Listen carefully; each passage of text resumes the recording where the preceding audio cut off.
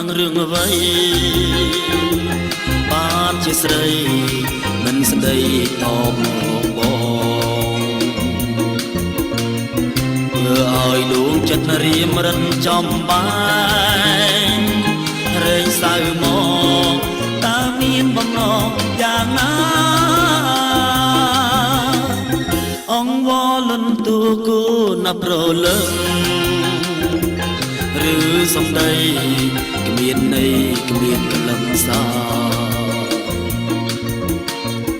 ឬមួយនួនល្អខ្លាចបងព្រួលប្រែ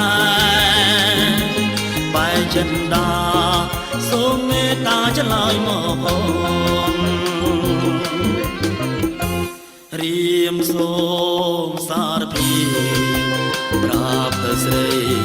រាល់ថ្ងៃរៀងខ្វះក្តីស្មោះស្នេហ៍តែអូនមួយអុំព្រួយឲ្យសរៀមមិនដំដៃចោលទេ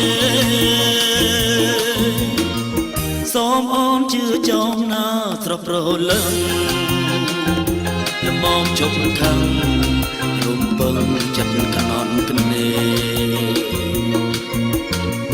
កោយភ្លើមកព្រាមរៀមនឹងកណាត់ថ្នមលួងបងពេកលែងឲ្យមានស្នេហ៍អន់អាំង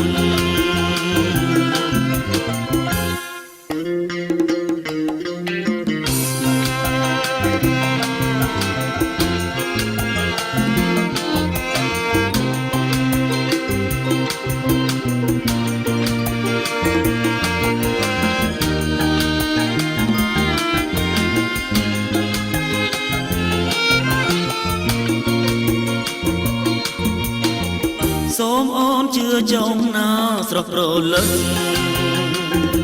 ល្មមជប់ខឹងរំពឹងចិត្តនន់គ្នាកោយភ្លើមកព្រាមរៀមនឹងកណាស់ថ្នមលួងបងពេកលែងឲ្យមានស្នេហ៍អន់អាំង